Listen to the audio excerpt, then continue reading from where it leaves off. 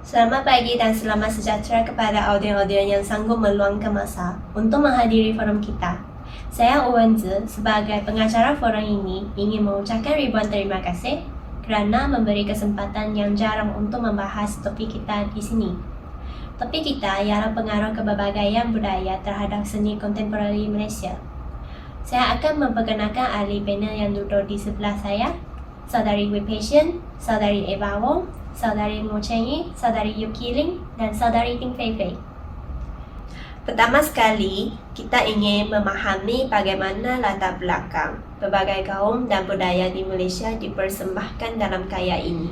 Saya menjemput Saudari Wee Pei Shen untuk memulakan perbincangan ini.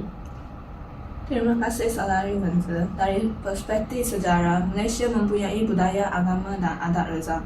Oleh kerana reka bentuk negara yang unik dan harmoni, orang daripada semua kumpulan etnik boleh mengekalkan tradisi dan adat budaya mereka dalam masyarakat di mana mereka hidup bersama secara aman. Bagi budaya Melayu, di sinilah wujudnya batik yang indah untuk menjadi sebahagian daripada identiti Melayu. Untuk budaya Cina, kaligrafi Cina memang menjadi salah satu lambang untuk menunjukkan identiti Cina. Ramai artis Cina kini menggunakan kaligrafi dalam lukisan mereka untuk menyampaikan mesej tertentu. Dianggap sebagai salah satu jenis seni yang paling suka untuk artis menguasainya. Untuk budaya India pula, pakaian India dilihat oleh orang India Malaysia sebagai simbol asal-usul mereka, menghubungkan mereka dengan masa lalu tradisional dan kontemporari yang penuh dengan gabungan budaya. Contohnya sari. Oleh itu, evolusi seni ini membuktikan bagaimana budaya yang berbeza boleh hidup bersama dalam harmoni. Wow, memang menarik evolusi seni pada masa sekarang ini.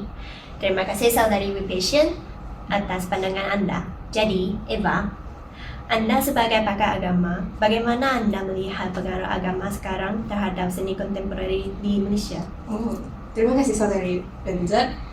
Pada pendapat saya, agama memainkan peranan penting dalam membentuk seni sebagai medium ekspresi rohani, budaya, dan jati diri.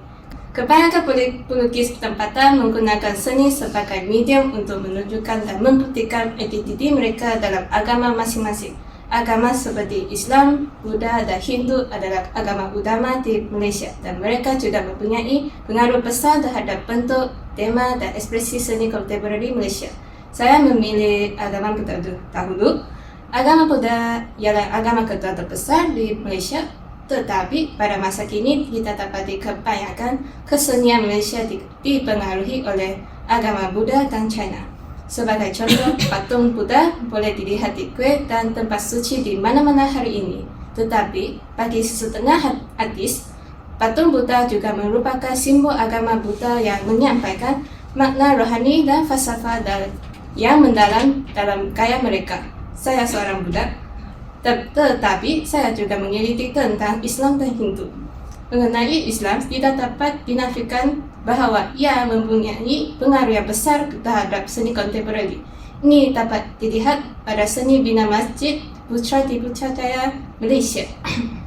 Reka bentuk dalaman masjid menggabungkan unsur-unsur Islam seperti motif bunga, corak geometri dan kaligrafi Arab. Sehingga hari ini, semua masjid mengekalkan seni bina Islam untuk melindungi identiti mereka. Agama Hindu pula melalui seni tarian, iaitu tarian Bharatanatyam. Tarian ini menggabung unsur muzik, tarian dan seni persembahan. Tarian ini yang menekankan pergerakan badan, mimik muka dan gerak badan dalam mempengaruhi seni kontemporari, terutamanya seni persembahan. Terima kasih Saudari Eva. Selepas saya mendengar pembahasan anda, saya telah mempelajari kesemuanya. Selepas ini, marilah kita teruskan kandungan seterusnya. Sebagai wartawan yang selalu melaporkan tentang seni zaman kini, apakah isu sosial dalam ekspresi seni yang anda tahu? Terima kasih Saudari Wen Zi. Isu sosial juga merupakan tema penting dalam seni kontemporari Malaysia. Contohnya, artis Latif Mohidin menggunakan seni untuk menyampaikan mesej tentang identiti budaya Malaysia. Karya beliau sering menggabungkan unsur-unsur daripada budaya yang berbeza untuk menyatakan identiti unik Malaysia sebagai sebuah negara yang berbagai. Artis Ahmad Fuad Oman meneroka tema sejarah, politik dan sosial dalam karyanya, mencetuskan perdebatan tentang peranan seni dalam mengekspresikan suara rakyat. Hak asasi manusia dan keadilan sosial juga menjadi tema yang semakin penting dalam seni kontemporari. Isu seperti ketidaksamaan ekonomi, hak pekerja asing dan jantina sering menjadi tumpuan kerjanya. Ramai artis menggunakan medium seni untuk menyatakan pandangan mereka tentang ketidakadilan sosial dan menyeru perubahan. Dalam erti kata lain, seni bukan sahaja sebagai medium untuk mempromosikan warisan budaya yang kaya, tetapi juga platform untuk meluahkan pandangan tentang isu-isu yang berkaitan dengan masyarakat. Terima kasih Mu Cheng Yi atas pandangan anda yang berharga. Harap semua dapat menitik beratkan isu-isu sosial kini.